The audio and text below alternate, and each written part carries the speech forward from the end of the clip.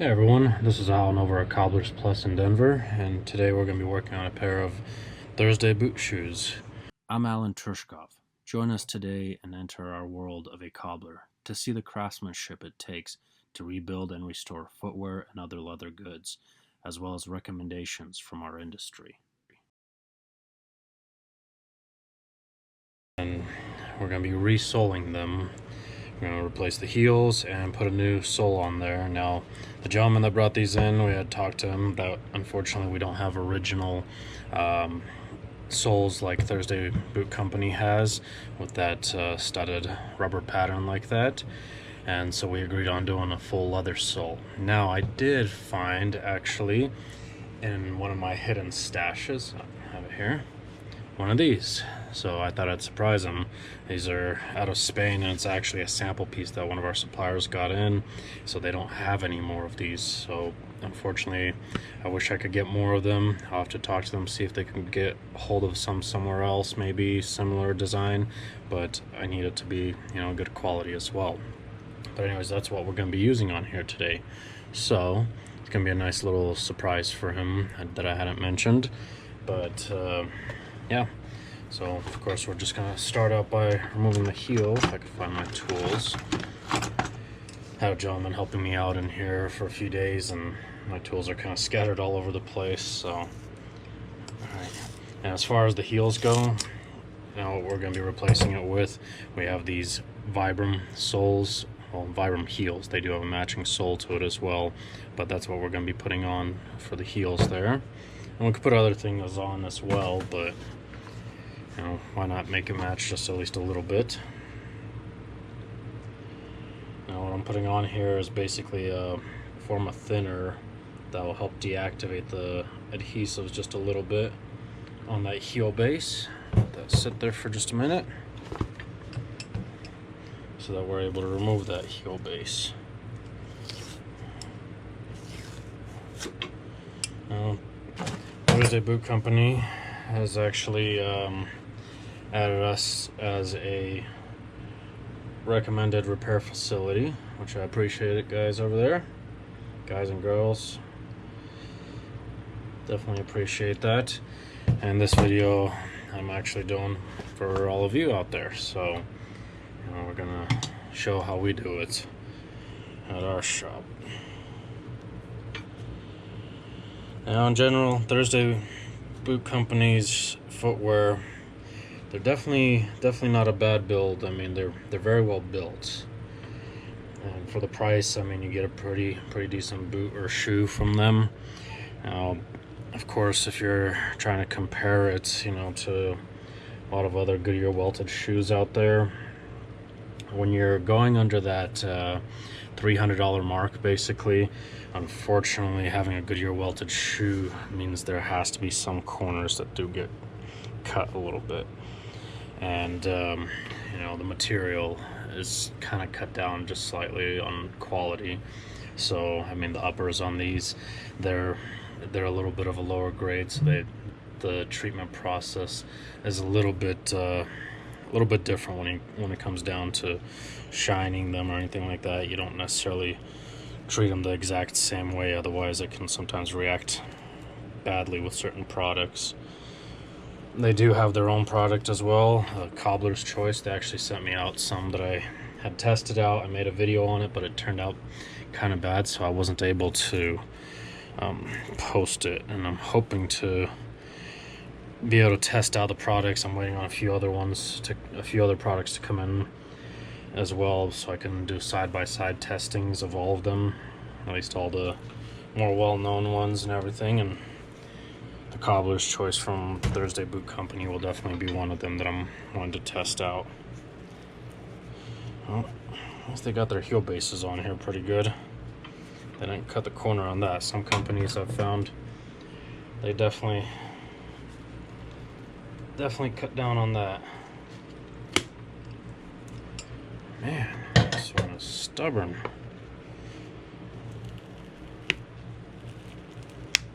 Oh.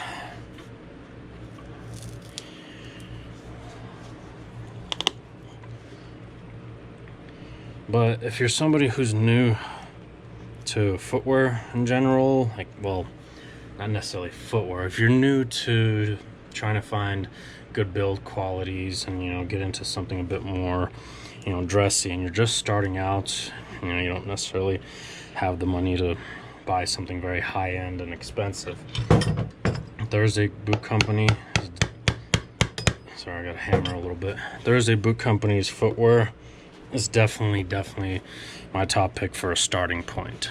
You know, even if you're somebody who has worn Goodyear welted shoes for many years and have good builds and everything, it doesn't hurt to have a pair or two of these. You know, just as a backup for certain occasions and stuff.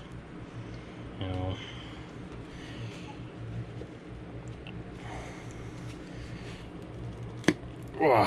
Ooh, there it goes. Man, those are really on there. Some tough gripper nails, I'll tell you that much.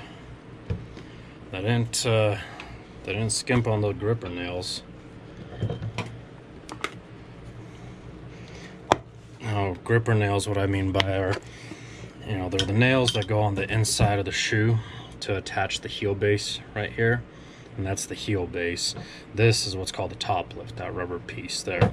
But the heel base is that stacked section, and it has to be nailed in, usually from the inside. Now, there are very few companies out there that actually nail them from the outside, one of which is Allen Edmonds, I would point out. They tend to nail theirs on the outside. And the nails that are used, they're called gripper nails. Kind of like these ones here. They've got these little rings on them so that when they go in, they really grip them. Sorry, my battery died there. But with the gripper nails, you're definitely gonna have that heel base on there a little more secured, and you know, smaller chance of that heel popping off completely. But at this point, I'm gonna go ahead and clip all of them. Looks like they've got a total of 6. On average, some companies will have about 5, sometimes 7. I've had some that had 12 gripper nails, which is just crazy. That was a horrible pair for me as a cobbler to have to take apart, but you know, sometimes we get that. So now I'm using that thinner stuff as well, all around carefully on the welt so that it helps deactivate the glue from that Goodyear welt and the sole. Okay. A little bit on the bottom there. Let's set that one aside to work its magic for a little bit.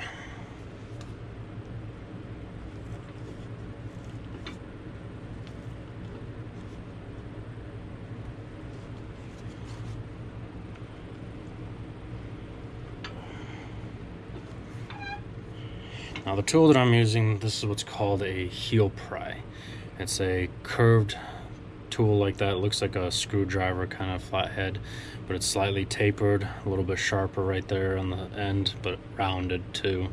This allows us to get in between the materials a little bit better and split it instead of cutting it. Some cobblers, I know they like to use knives on the heel bases here, and I just don't like doing that.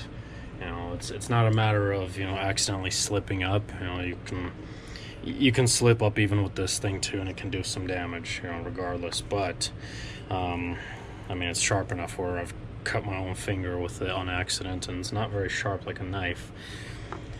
But it's one of those things that it gives me better control as far as making sure that I split the heel base actually from the sole instead of cutting into either one of them, which happens fairly often, I've seen with some cobblers. And it's not very noticeable, you know, just maybe about 1/4 of a millimeter, maybe even a full millimeter sometimes in some cases.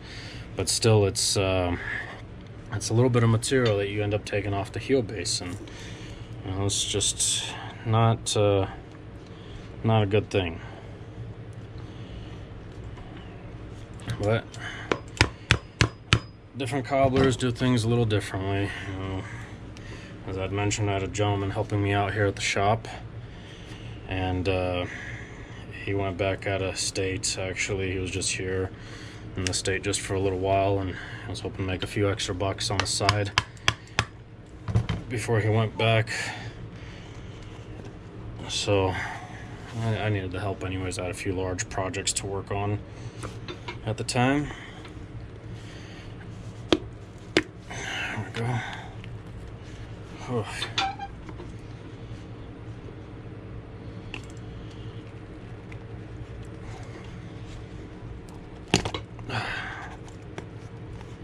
Almost. There we go.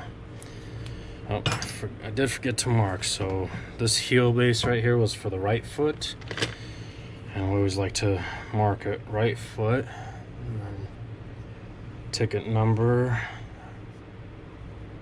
so we can make sure we keep track of it, just because sometimes we'll have quite a few of these heel bases from different brands, from even the same brand, you know, and even if it's from the same brand, we still don't want to mix them up. Plus, I like to make sure that I keep them left and right, because some brands actually have one side that's thicker than the other. That's part of the arch support feature, which they do have as well. You can definitely tell this inner piece, this is from the left foot, so this is the inside of the heel right here. You know, it's a little bit thicker. That gives you a little bit of arch support actually, and better stability, which is a nice feature. Not a lot of shoe companies do that, even high-end ones too. Sometimes they just make them the same basically, which is very cool from Thursday Boot Company. I might point out that they have that feature. All right. Clip these nails. Always want to be careful with these nails because they're sticking up, and one time I ended up picking up the phone and I was talking to somebody, and I don't know why, but I ended up smacking my hand, kind of, you know, just like one of those type of motions, but I ended up hitting it right there where the nails were, and I forgot to clip them before I answered the phone. It hurt pretty bad, so gotta be careful with them. Now we are going to remove those nails completely, but we have to do it from the inside, of course. And before we could do that, we have to remove this sole, because the head of the nail is inside the shoe, underneath that insole right there. And I've seen some cobblers that actually tear them out from the outside here, which is not a good thing, because you're making the holes much bigger in that case. And you know, if you're resoling that same pair of shoes time and time again, eventually those heels, the heel area from the nails gets so damaged that you can't do anything other than basically reconstruct that area, and it gets more costly, which is not a good thing. Now I'm just taking one of these rip knives, or what they're called. It's angled like that, short blade, nothing too long. Make sure it's nice and sharpened up.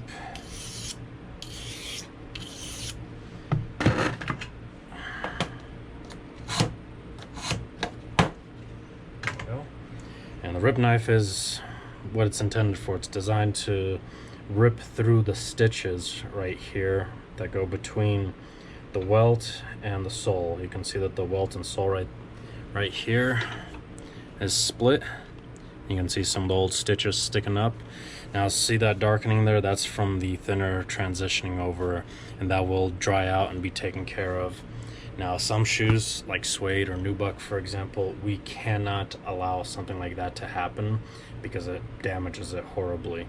Where finished leather, it's going to be treated anyways, and that staining does go away. Some cobblers actually take this and dump it all over the upper and everything. I mean, I wouldn't do that necessarily.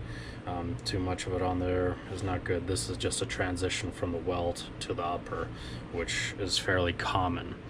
But once it evaporates, it disappears and everything. We don't use too strong of a thinning agent anyways on here. So once it's evaporated, it doesn't leave any kind of residue or staining. But anyways, so the welt here, you can see that it's already separated, and we're just going to go in between it. Just go through it with our knife and just cut through those stitches. Cuts like butter. There's only a handful of Goodyear welted brands out there that definitely cut like butter right there.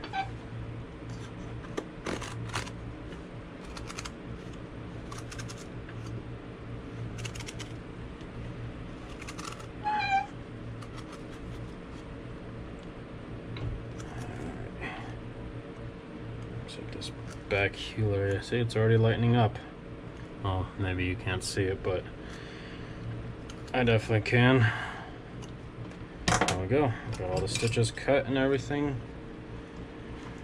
Just take our pliers.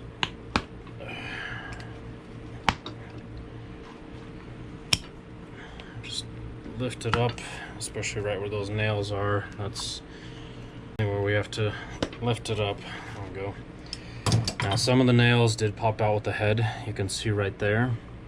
They popped out, and that happens. I mean, there's nothing that we can do about it. I still left the original insole in there to try to hold those heads down so that they don't pop out. But it's unavoidable sometimes with certain materials where that will happen.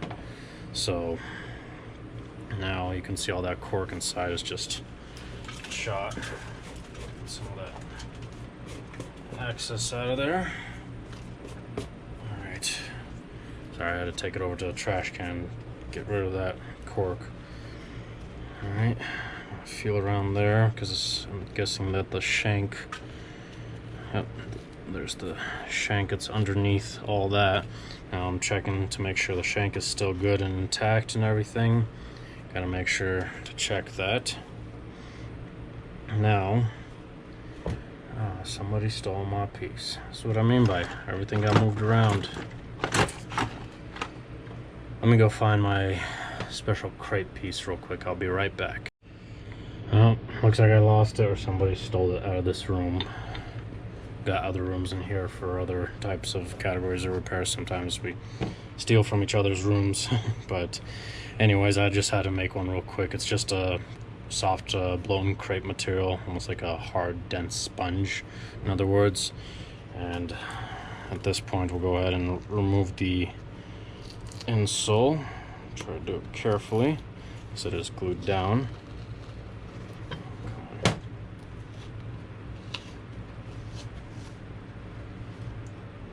Okay.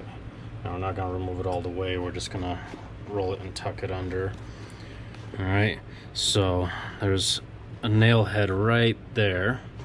And so now we got to get it out. And the way we're going to do it is take that piece I just cut out, put it on the inside here, and stay in place, and then stick it back on our last. This is the metal pieces here. These are what are called last there. And we have different shapes and sizes, and then we have the jack stand that holds it up. It's all cast iron. I like it, but now we're just gonna hammer the nails down in there. See, if we didn't have that little crepe piece, we wouldn't be able to hammer it too well because it would be hitting that metal cast iron under there and just would warp, and good luck taking that out afterwards. So now the heads of the nails are sticking out just a little bit better.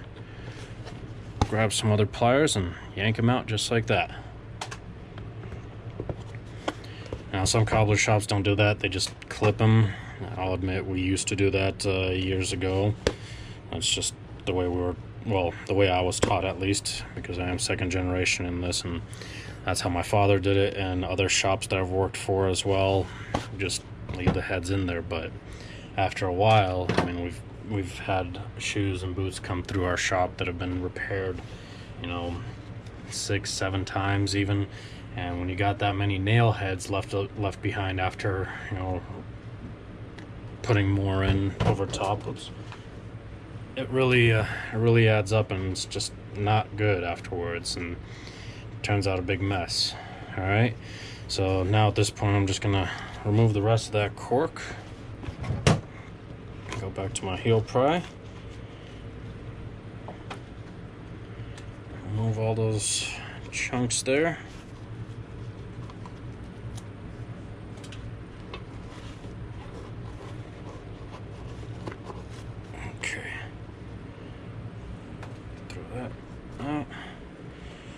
Luckily this cork came out pretty easily. Sweet. Sometimes that cork is really stuck in there and we have to sand it out, but we'll try to get it out as much as we can anyways, because we're going to be replacing it. Now at this point, I'm done with this shoe here. I'm gonna take it over to our sander and sand out the edges here so that I can remove the stitches a little more freely and rough things up and remove any old glue as well, and just lightly rough up certain areas on the inside here where the cork is going to be filled. And the cork you're definitely gonna need, so we'll talk about that when I come back here. Again, just a few for that cork, but for now I'll go ahead and finish out this other shoe, and then we're gonna go ahead and go sand things up. So we'll see you back in just a little bit. Alright, so I did forget to also mention that we did put some cedar shoe trees in here, and I did spray the uppers down a little bit with a vinegar-based liquid that we have that kind of helps get rid of some of the creasing right here that starts to occur. One thing I do want to point out, make sure you get some cedar shoe trees always for your shoes. If you got leather shoes that you plan to have for quite some time, cedar shoe trees will help with that creasing that you get when you're walking, and that's going to happen regardless. Eventually that crease will start to show more and more, but the shoe trees, at least, though, they will very much help extend life expectancy and prevent that creasing from really starting to show a lot after a while. But it'll also help wick away moisture. So if you got shoes, first thing you always want to get are the cedar shoe trees, not the plastic ones. Plastic ones don't breathe very well, and they don't really have good shape to them, as well as they don't they don't get rid of the smell either, plus they break too very quickly as well. But at this point I'm going to go ahead and start sanding up the bottom here, and I'll rough up the bottom of the sole that we have right there too. So let's go ahead and get started. I'll just kind of fast forward this anyways for you, so let's go ahead and go.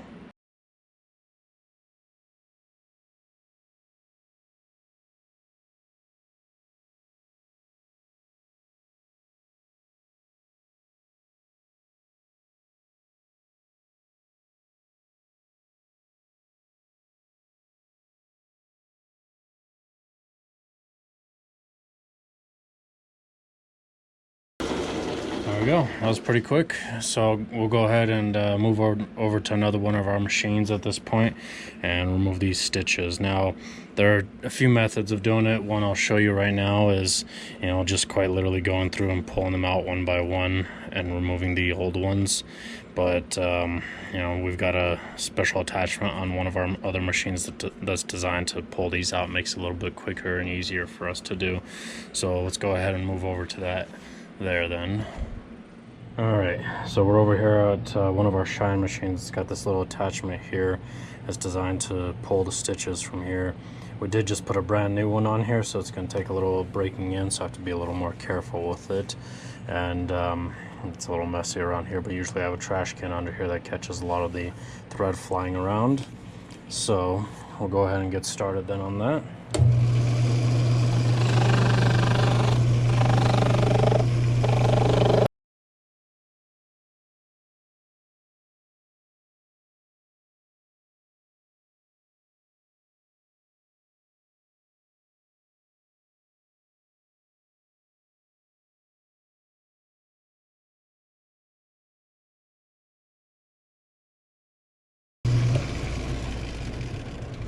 Alright, so we've got all the stitches pulled out there.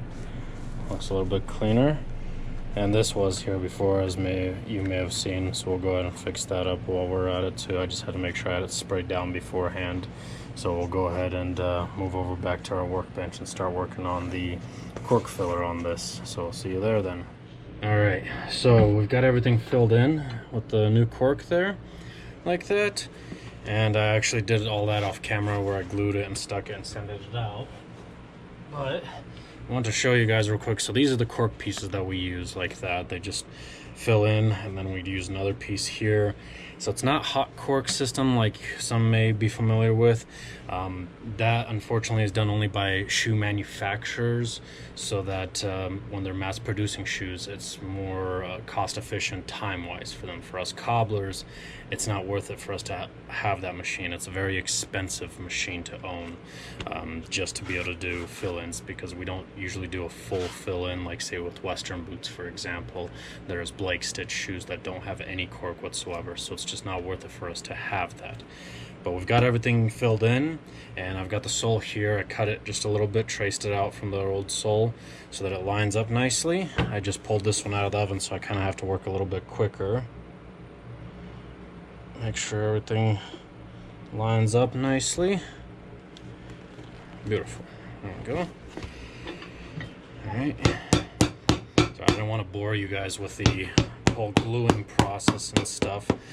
But the intent with cork, for example, I just want to mention that it is very important to have, because it fills in the void that's right here from the welt to this other side there.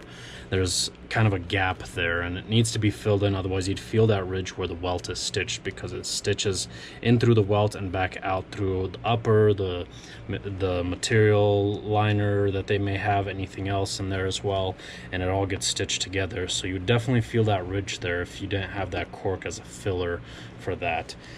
The other thing is, cork is very good with breathability. It helps keep a little bit of a gap for your foot so that there's some airflow so your foot doesn't sweat as much. Good thermal insulation as well, and a good support feature too. It's helps support the foot once that cork is broken in. Kind of makes it more of a custom orthotic almost, I guess you can say. Anyways, I got this one hammered on. I'm going to take this over to the press and I'll let you see what that looks like. Alright, so we're over here at our press. I already stuck the heel area on, but basically we have different attachments, like this foot last here. Currently it's on a heel piece there, and then there's these foam cushion pieces there that allow us to apply pressure to get everything to bind nicely together. This machine is capable of doing up to 800 pounds of pressure. And then I've got these little wedge pieces that I made here to help press out different sections and concentrate more on the pressure. So there are some presses out there that have a solid single piece last where it does the entire shoe basically all in one go, which isn't bad, but what our press is designed for, and we like it so much, is because when we're working on soles like this, we start the heel first, and then we do from the heel to about the ball of the foot, and then from the ball of the foot to the toe. And this allows any kind of air pockets or bubbles to kind of squeeze forward instead of getting trapped inside underneath that sole there. And unfortunately, air pockets, you know, they're weak points basically. So when you wear out the stitching, for example, you know, the adhesive is what you're relying on, and the adhesive holds very well usually, unless you leave it in a hot car or something, of course. But the bubbles also can cause some serious damage when you got little air pockets. You know, they'll escape over time, but by then there's been already a gap between the two materials basically binding, and the bubble may have escaped or anything, but the adhesives have already cured, so that when they're finally touching, they actually don't bind anymore, because the adhesive has cured after a 24 to 48 hour period completely. So it won't stick back together very well unless you apply heat or, you know, another coat of glue. So, you know, that's definitely a bad thing to have. Anyway, so that's that for that shoe there. Now we're gonna take this over to our what's called 5-in-1 and move on with that. I'll go ahead and stick the other shoe on the press because it's in the oven right now, so I gotta do that kind of quick. So I'll see you by the 5-in-1 in just a second. Alright, so now we're over at one of our bench machines. It's hand operated. This is what's called a 5-in-1 because it does 5 different things. Technically it's 3 or 4 different things, but they categorize the things in the same operation basically, I guess you can call it. But at this point what we're going to use is the press area. This is the welt press. Basically it presses down the welt here for the sole. As you can see, there's a small gap right there that a press on its own won't do enough, but the 5-in-1 welt press, it'll do what it needs to. So we just run that through. Oh, sorry, getting a little close there to the camera. There we go. Alright, it just kind of goes all around. There we go. Sorry, I'm trying to get kind of an angle for you on that. And then the other thing it does, we have a cutter down here. And we'll just cut off a little bit more of that excess of the material that we had left over.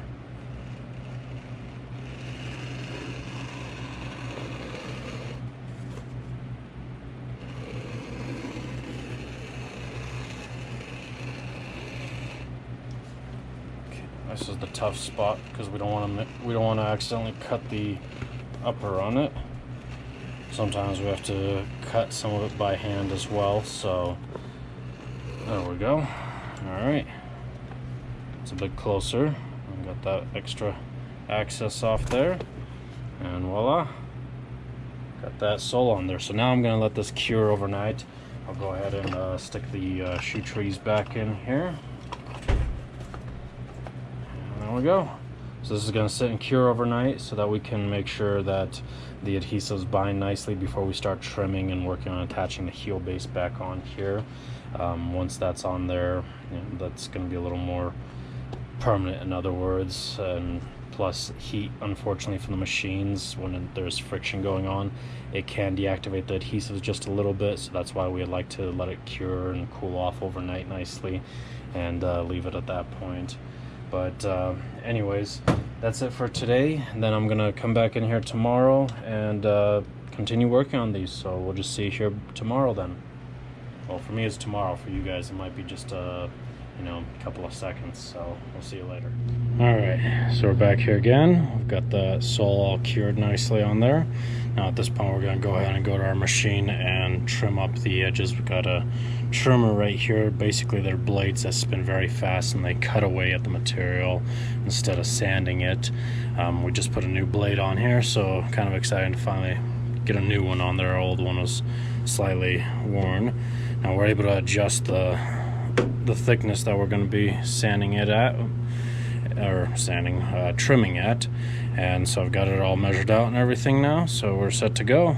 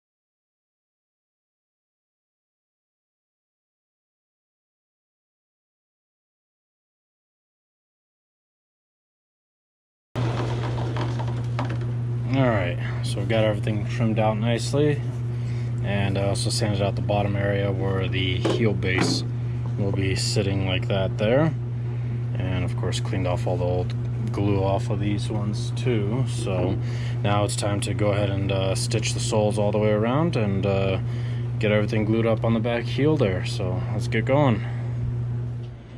Alright, so we're over here in our patch room now where we have our stitchers, and this is what's called an outsole stitcher. It's designed to stitch the welt and the sole together right across that area there, and we call it a curved needle because it's got a curved needle, but in general most everyone knows it as the outsole stitcher. Now when we stitch on this, it does stitch the shoe upside down, so we can't quite see what's going on underneath, but we always try to make sure we aim for the original holes as much as possible by adjusting the length of the stitch and everything. Also, simultaneously, this machine is going to be cutting a channel for the stitch to sit inside of, helps protect it longer, and this is what's called a closed channel. There's a few other types of stitching methods, such as blind stitching and open channel stitching. We tend to use more of a closed channel stitch. It tends to work fairly well and is a little more cost efficient than, say, what would be a blind stitch. But at this point, we're going to spray it down with a little bit of water, make sure it helps the leather soften up. It allows the needle and the awl to go through a little easier. Alright, so let's go ahead and get started.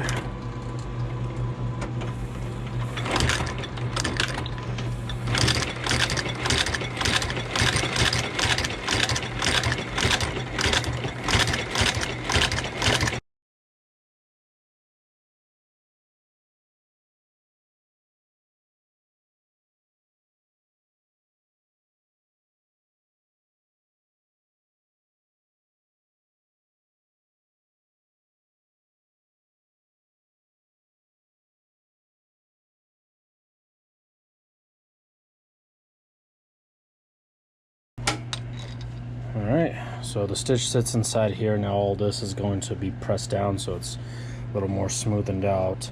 So at the moment it's still cut, and so the leather is kind of puckered up a little bit and sticking out.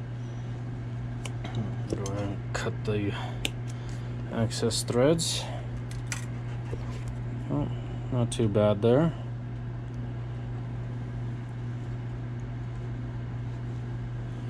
So that's the outsole stitching method there for the closed channel. And of course we matched up the color thread. It's brown, that's going to be up top, so that means it's on our bottom stitch, and then black on the bottom. You could always pick other colors. We've got blue here, we've got red, white, black, of course. There's a few other colors that we're out of stock of right now, but things like orange and green we could always do too. So if you like to add a little bit of color, we could definitely do that with some stitch work on it too. Alright, so I'll go ahead and finish out the other one off camera, and I'll meet you back in the other room then. Alright, so we're back here again. We're going to be attaching the heel base now. I didn't record all that part of it, basically just because it's, you know, just more gluing. But I did also go through and press down around the welt area. Well, go through on the welt press again around the stitching there to close up that channel just a little more. And I just pulled the heel base out of the oven. I'm just going to stick it right into the same spot, and we're going to stick it onto the press and leave it on there for a little while, mainly because I think it was the other heel base. The other heel base was splitting in a few spots there, so I ended up gluing it up as well. So I'm going to leave it on the press for a little while. After it cools off and everything, we're going to run some new nails down inside there to attach the heel base, and I'll let you see what that looks like in a little bit. Alright, so we'll see you back here in just a few after I allow this to sit for a good while on the press. Alright, so we're over here at our heel hole now. We've allowed these to cool down nicely. Now at this point we're going to run the nails in. We're going to use gripper nails as well, like they had before. And this machine that we have, it's hand cranked. We just slip the nails into the holes here, different positionings everywhere, and wrong ones. And then we press them in basically. Let's see, go there, there, there. And we're gonna go ahead and put 7 of them in. Makes it a little more secure. And make sure to pull back that insole so that we don't accidentally nail that. And just slip it on.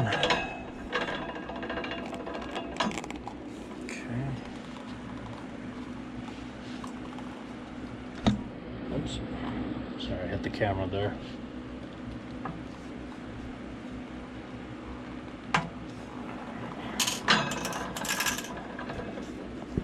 There we go.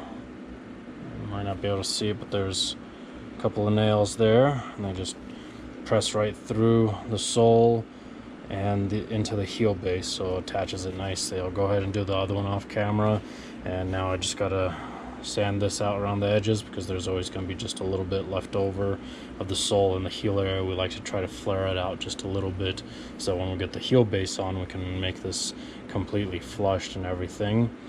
And afterwards I'm going to go ahead and sand this out. I got to make sure to level out the heel because the original one that was on here was actually fairly thin. The one we're putting on from Vibram, it's a little bit thicker, so I got to make sure I angle this heel out just a little bit.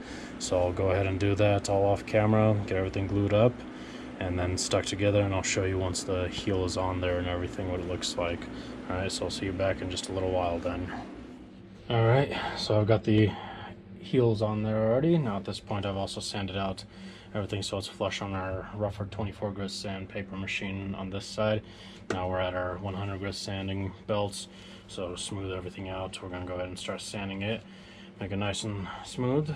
Also on this side here, you may not see it, but we have what's called a brister cone. It helps get the inside here of this heel and sands that out nicely. And up top here we have what's called a numb cake. This kind of gives us some finishing touch-ups that we're able to do on it as well. Alright, so let's go ahead and get started.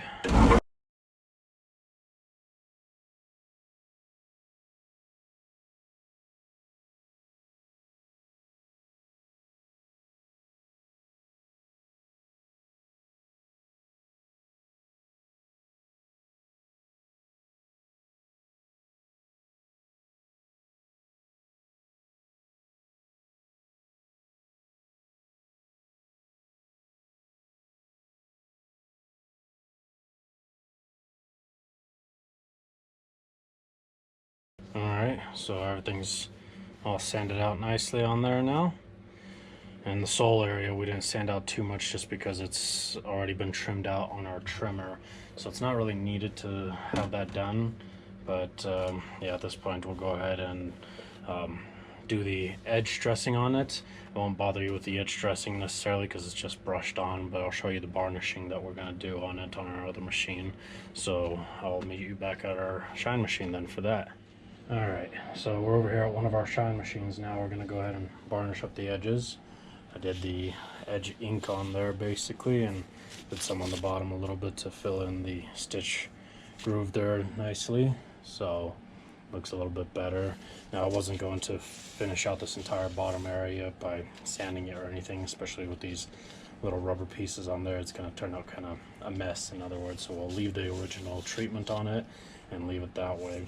But on our machine here we have what's called our varnish wheel. It's leather that's stacked up, and it's going to basically melt this hard wax into the sole and really get it into that fiber of the leather.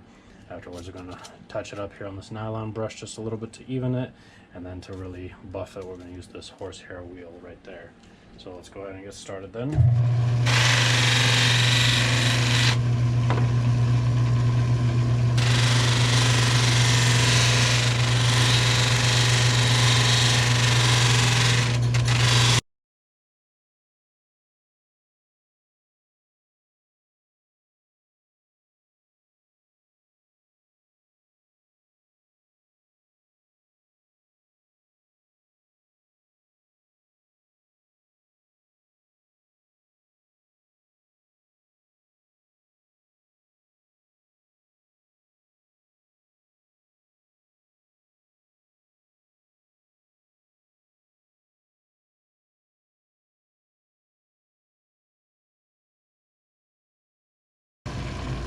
Yeah, I mean, it's definitely not bad. I mean, there are some shoes that we've come across that they just look butchered, basically. I mean, you know, small detail you may not notice it, but you know, for me, I notice it, you know, because I'm the one working on it. So, but you know, as far as overall, they're doing pretty all right so far.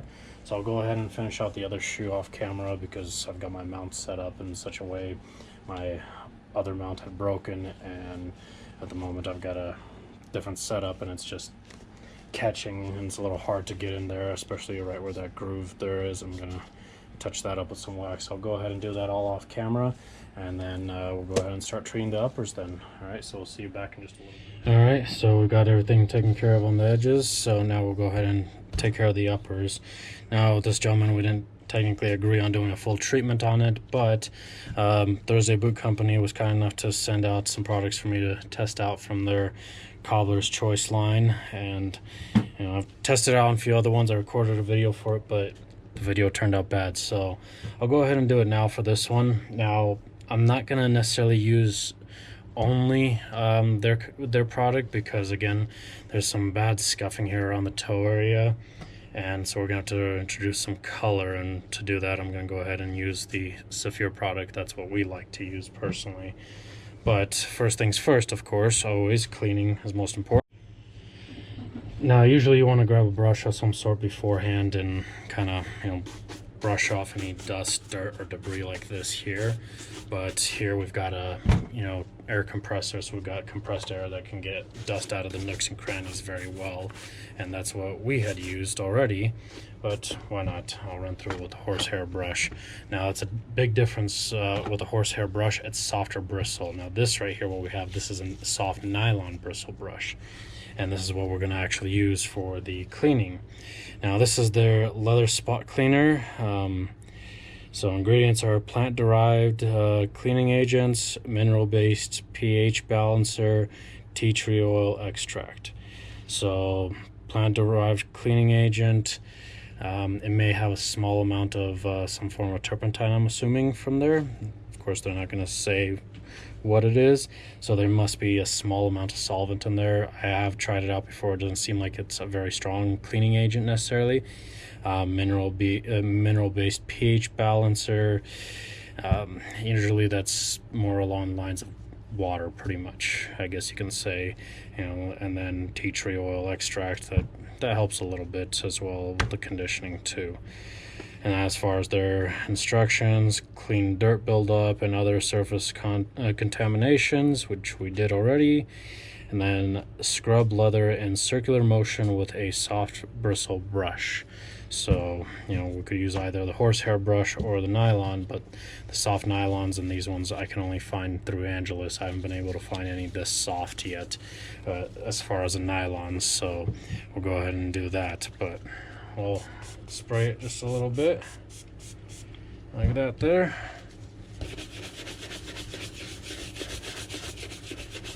Clean it up some. I like to have a rag nearby to wipe off any excess, just in case.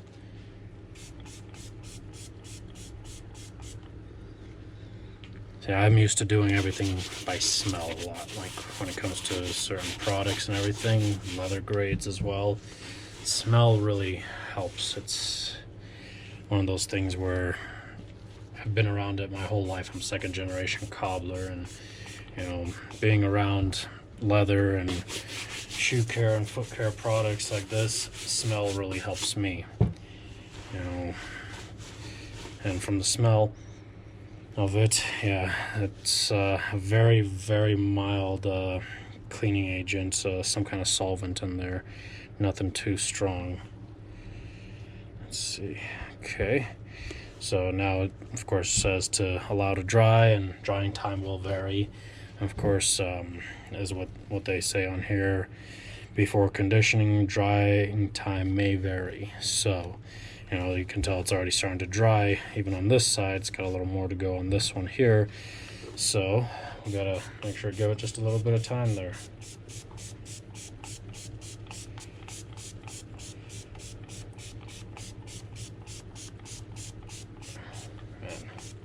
Not sure if I like the little pump thing. I mean, for us cobblers, it's not enough of a spraying surface, unfortunately. So, and I'm holding it down like this, out of the screen area, just so that it doesn't splatter too much anywhere. But usually when it comes to cleaning solutions, what we're mostly used to, either it sprays a large surface area in a large amount all at once, or we apply it directly to a rag or brush like that, or we dip the brush into it. So spraying with this bottle, it's not practical for us. For at-home treatment, it's perfect. Actually, it's very, very well designed. So as far as cleaning, of course, it hasn't really done much as far as taking off any strong amounts of the original dye pigment or anything. It's just a light cleaner. Now, I mean, as far as like really cleaning quite a bit, if you have a harsh stain, you really want to be careful with the leather on these, just because it's very sensitive, I guess you can say. If you're going to be using something like I am right now, acetone, I got to clean down in that area just a little bit, just a small amount. Otherwise you're going to really remove a lot of original dye pigment, and that's just not a good thing to do. Other products you can use as well. Saphir has their Reno Matte. I'm trying to remember, sorry. Reno Matte works great, but again, I may be a little more concerned on these ones because of the way these are dyed. There's a high tendency of the dye pigments trying to be pulled out, even with a product like the Reno Matte from Saphir, which is designed to only remove silicones or old waxes, polishes, and things like that are built up without affecting the original dye pigment. Now with the Thursday boots footwear, unfortunately, their dyeing process, I guess, is a little different. That's the best way I'll put it for you. And so, it pulls out some of that dye even with that product. And if you're using something like rubbing alcohol, acetone, some form of thinner or anything like that, you're really going to remove a lot of that dye. So just be very, very careful. If you're somebody who's not experienced with caring for footwear, Don't use acetone, don't use thinner. If you have a stubborn spot, take it to your local cobbler, send us a message or a picture of whatever it may be. We'd be happy to try to walk you through it however we can, but ideally just using it their cleaner like that, something along the lines of Saddle Soap, Lincoln or Angelus Easy Cleaner. Best thing I would recommend for cleaning these. Otherwise, regular maintenance, horsehair brushes are always a must. I recommend for your shoe care arsenal. You get up in the morning, first thing you do, you buff them up. That friction allows the waxes to remelt in the shoe, brings out a shine again, and then at the end of the day, buff them up again to get any old dust, dirt, and debris off of there. Really helps a lot extending that shine. So in the meantime, while I've been talking, it seems like they've been drying fairly well. I'm going to give this just maybe about another 5 to 10 more minutes. We'll see how it goes, and I'll be back over here in a little bit to continue the treatment process on it. Alright, so I've got these to dry a good amount now.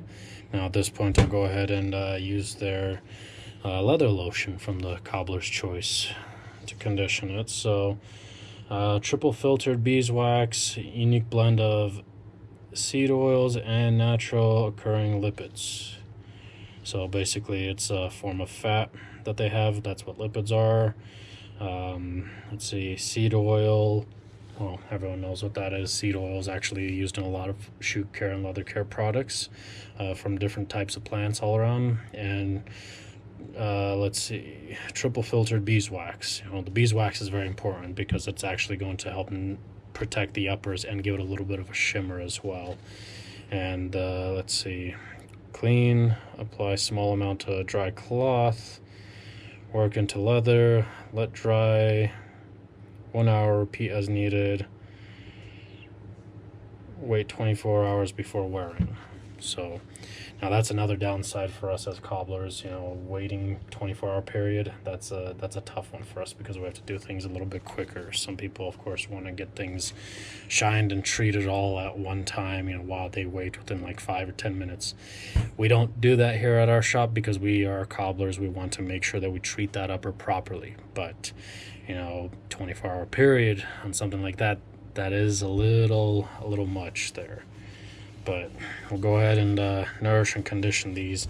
We're going to allow everything to soak in for about an hour, and then come back through with the Saphir product to help restore some of that color. But for now, we're trying to restore some of that nutrients back into the leather, just because who knows when the last time these were actually treated. Now, one of the other things I will also mention, again, like I said, as cobblers, our intention and goal is always to extend the life expectancy of any footwear. It is not to just, make it look good and that's it, you're out the door, and then hopefully these shoes last you another couple of years, maybe even a decade or something. Because certain products, they are very damaging to leather. It doesn't matter what kind of leather you have. They're just cheap. They're the products that a lot of you may know, such as Kiwi.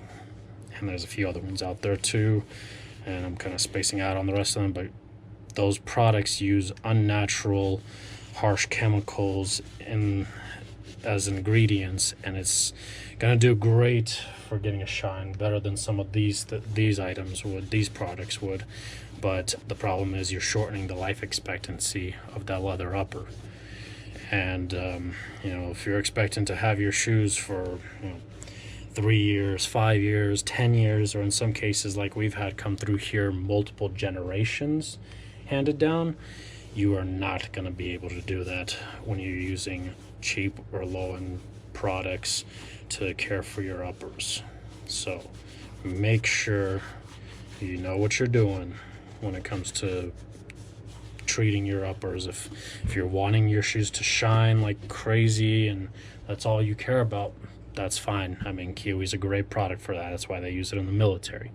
Now, if you're wanting to treat your leather uppers on your shoes or boots or whatever other items you have, make sure you're using the proper products. Don't try to be cheap on it. If so, like a jar of this stuff, for example, $10 roughly, give or take, depending where you go and everything, where Tarago's another one that has one that's like $5 on average, usually for the same size jar. There's a few other products out there as well that are similar that's even cheaper than that. You know, you're gonna pay a little more, but this will actually last you longer than most of those other products out there. So that's a definite given on that. But anyways, I'm gonna go ahead and allow these to dry and soak everything in for 1 hour, and then like I said, I'll come back and use this here on that upper to kind of help get back some of that color a little bit.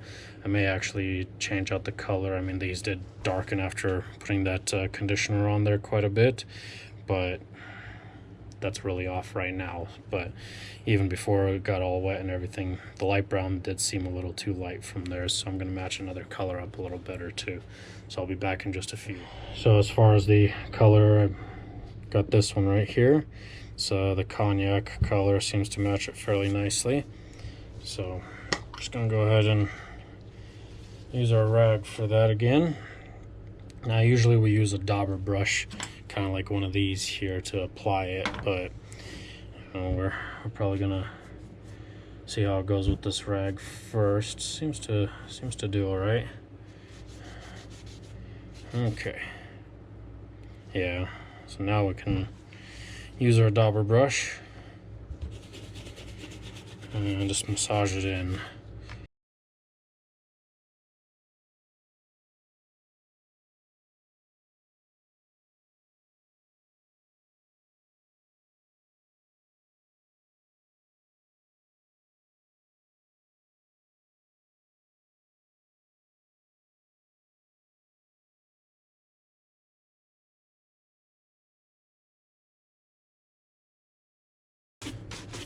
Okay, so we're going to allow this to dry for about 5 minutes, and then we'll back over to buff them and get them finished out. So we'll see you in a few.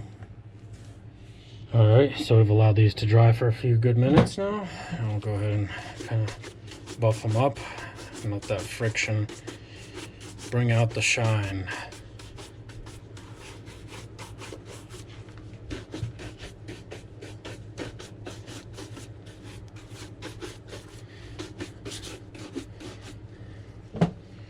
Alright, looks a bit shinier, right? Just a little bit. Again, it is just a cream. Now if we were to apply a wax, that really starts to bring out more of a shine, but we don't want it to be too shiny unless you request it. And again, this kind of swift motion in the morning before you put on your shoes will help bring back a shine very well, with at least with Saphir's products. You know, that's why we always say that, you know, the shines last longer. They do, and you can bring them back more easily with just your horsehair brush. But anyways, at this point, you know, we're done with the treating of the uppers now. They do have one more product from their Cobblers Choice line from Thursday Boot Company. Their leather cream right here, which it's more of like a kind of like a paste wax like that there. Now I've used it already, but I really did not like it. It was very oily. I mean, if you end up using it, you're gonna have to really make sure you allow these quite a bit of time to dry and everything. But I don't I don't want to mess with this, just because, especially the color there, you know, it's very oily, very greasy, and this gentleman's going to be by later today to pick these up anyways, and I don't want him picking these up when they don't look finished or anything. So it's that's something I'm not a big fan of this one here, that's for sure. I mean, the key ingredients, of course: triple filtered beeswax, unique blend of seed oil and natural occurring lipids, which is the same exact key ingredients as the leather conditioner here. Now there's probably just more of a concentration of the beeswax, as well as the natural occurring lipids, definitely, where this one had more of the seed oil in it.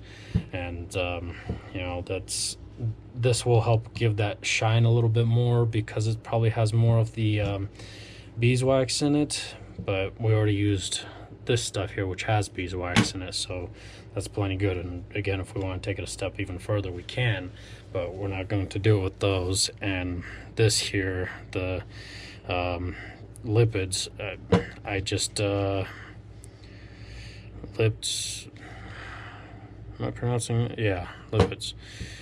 I just don't feel comfortable doing it on these, especially here. So, I mean, if it's something you're wanting to test out, by all means, But I don't want to.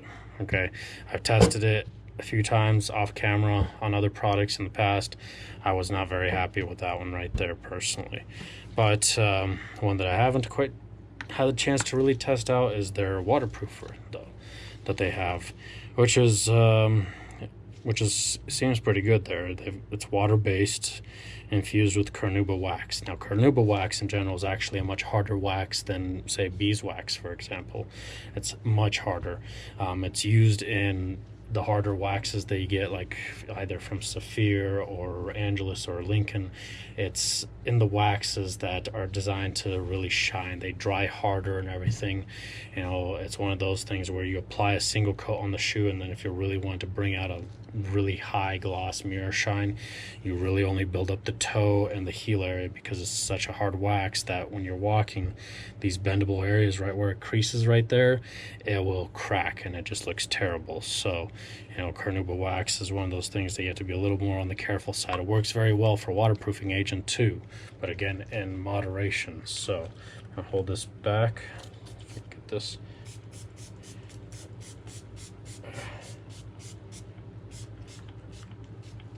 Small amount there. Okay, it's kind of beating up again because we've used Saphir's product, and it's got the beeswax and it has a small amount of carnauba wax as well as a few other ones. So the spray is just kind of beating up on it, not really settling in.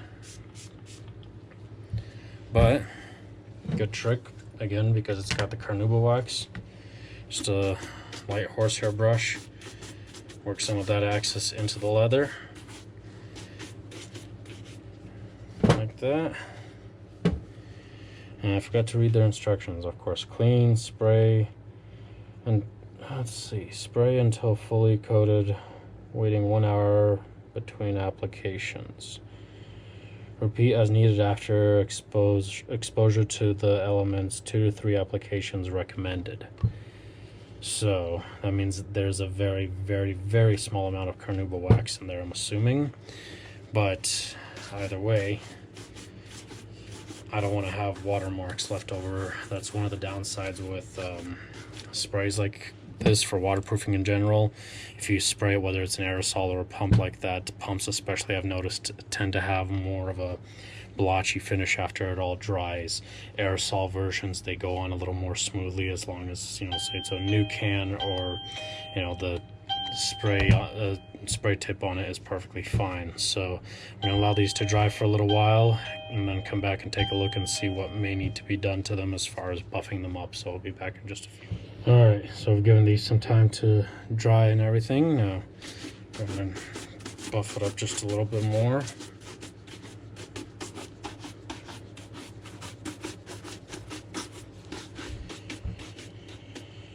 Alright, now I'm not going to be testing out the waterproofing aspect to see how good it is necessarily, mainly because, again, this is going to be done on a pair of shoes that I don't want getting damaged just in case, So, plus I need to be able to make a full video doing a full side-by-side comparison compared to other products as well, which I am trying to get around to, but it's gonna take a little time. I've got a whole lot going on right now, a lot of work to do as well, and our busy time of the year is coming up on us here shortly, so it's gonna be a tough one. Hopefully I make it through the winter, basically. But anyways, that's the whole process of resoling these. We've got the new soles on there. They're made in Spain made in Spain type of sole. I unfortunately don't have any more of these. I just actually was at our suppliers this morning and talked to them about it. They no longer have these and can no longer get them in. The Vibram, of course, we still have those heels there, and we also have day night as an option too. Now day night's a little more on the pricier side, as well as usually Vibram when it comes to the full resoles. As an alternative though, we We could definitely put leather on, and we have a few other options for a rubber sole too. So, it's something that it's better for you to pick out. But from what I understand, Thursday is, sorry, I can't say it right. Thursday Boot Company, these guys here, they are trying to work out some kind of idea or way of having cobblers like us get access to materials such as soles and other things as well through them, because they do make their own, which are definitely not bad as far as the designs go. I mean, I've definitely liked them, so it's not a bad sole whatsoever. It wears fairly well. I definitely like that kind of pattern where it's got the little peg looking circles on it, and then it's got that leather trim. I am possibly going to get some in from another brand that are similar or identical to this design here, from a brand called JR Leather, which this is the soles that we use from them, but it is a premium grade. It is a lot more, it costs a lot more to use those. In other words, they're going to cost, to refurbish a pair of shoes using those, it's going to cost as much as these shoes are worth altogether, basically. So it's unfortunately not one that we can use, because that material is much denser, takes a lot more to work with, and it's a premium cost as well. So if you really love your Thursday shoes or boots that you may have, by all means we could definitely put those on, but they're going to cost you quite a bit. So, but again, this sole that we put on, it's equivalent to original factory grade sole, as well as compared to a lot of other shoe manufacturers and brands out there, Thursday Boot Company definitely makes a better shoe than a lot of other shoe companies out there that are already a huge step ahead of a lot of them, having that Goodyear welted build there, using real leather heel bases, and a lot of other things that are definitely a much higher grade. Now, these are mostly full grain that I've come across so far with Thursday Boot Company's footwear, either full grain leather or suede, nubuck. They've got a few other ones as well, I guess, too, oiled too. Now they're definitely a huge step up from something that you're expecting to get for like $100 or less, or even that $150, or even other shoes out there that at that same $200 price point on average. They're a lot better of a build quality, and I highly recommend that you look into these if your goal is to have a nice selection of footwear in your closet, a good build that can last you for many years. Thursday Boot Company, their line, I definitely highly recommend that you look into them. Even if you already have a nice collection, you've got nice shoes as well. A couple of these definitely may come in handy quite a bit, especially at that price point at about $200, under $200 usually. Very, very well worth it, and a good starting point for any gentleman starting out, if they're going from what they may have been used to, like tennis shoes, athletic type footwear, and they got to start wearing dress shoes. This is definitely a way to start, and very, very good investment. Nothing like those cheap soled shoes. I won't mention any of the other brands right now, but ones that are so-called Blake stitched, and that's Blake stitch is basically when they stitch it in from the inside all the way clear through, and that's just not a good build on a low quality shoe. High-end shoes that are Blake stitched, like say Magnani for example, they're very well made. Blake stitch is not a very liked amongst shoe enthusiasts build, basically.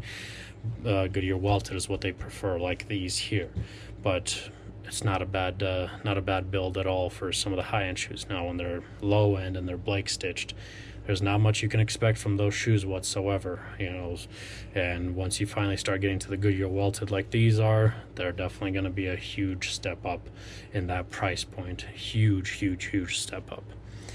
But anyways, I hope you enjoyed the video. Before I keep rambling on, this is just one way of resoling shoes. In other words, there's a lot of other types of builds and styles out there, but I really want to get this video for the Thursday Boot Company out. I've talked to them a few times back and forth, and I guess they've added us to their list of cobblers that they recommend. So I appreciate that, ladies and gentlemen. There, again, I really hope you guys get some of these soles in for us to be able to use, because I can't get them in unless they're a super high-end sole, and they're not cheap. They are not cheap whatsoever. So I wouldn't be able to necessarily use them on a regular repair. Those are strictly premium grade when you have a pair of shoes that are $800+ and we do get some of those. Trust me, we get shoes in that are a few $1,000s often. And but anyways,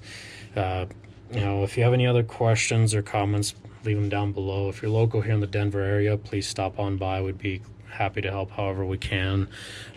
If you have any kind of repairs as well, we could take a look at it and do whatever we can to help you out. If you're not local here in the Denver area, or even in Colorado, you could always go to our website, cobblersplus.com, and all of our contact information is there if you need to get a hold of us, and if you need to send pictures for questions of any sort, or if you're wanting to also ship in any shoes, boots, or other leather goods for us to work on for you, we'd be more than happy to take care of that for you and then ship it back to you. Just go to the drop down tab. It's under the ship and order tab, I believe it was called, and just follow the instructions on there, ship them out, and we'll give you a call and get it going for you. All right, so if you've enjoyed this video, hopefully you have. If you watched towards the end, please don't forget to subscribe and hit that notification bell icon. We'll definitely be creating more and more videos as time goes by, different types of builds and types of treatments as well. Today we mainly try to stick to the Cobblers Choice products. It's a good product for our home and everything, and at the price points, I've looked at some of the prices, but I can't remember off the top of my head what they were selling them at. They're not bad, that's for sure. They're definitely a huge step up from your Kiwi. Oh shoot, of course I just splattered some right there. But I'll have to buff that in a minute. But they're a huge step up from Kiwi and a lot of other things as well. Again, our personal pick here at our shop is always going to be Saphir. I'm sorry, guys at Thursday Boot Company, but I have to give it to Saphir on that one. I love their product. I use it all the time on my shoes, at the shop, on customer shoes, everywhere. But for an at-home basic, treatments and stuff, definitely worth investing in. Now, I did kind of dog this one here a little bit. Again, I'm only dogging it from my standpoint because as a cobbler, I need it to be a little bit quicker. I can't allow this stuff to stay greasy that long. Now, if you're somebody who is doing this yourself at your house, I highly recommend, look into this here and, wait an hour after applying the leather lotion here, and then you can apply this here right after. Now, after you apply this, I would recommend possibly waiting overnight at the very least, if not a little bit longer, for it to really dry out nicely. And the application on here, I will also mention, it says to apply with a rag. I personally like to use my bare fingers, not even gloves like this, just 2 fingers, and just kind of rub it in, and then take a horsehair brush and just kind of slightly buff it a little bit. After it's completely dried out, either overnight or full 24-hour period, then you really buff it and use some friction. Just wanted to give you that as a side note for this one here. Anyways, before I keep rambling on, I hope you enjoyed it, and we'll just see you next time then.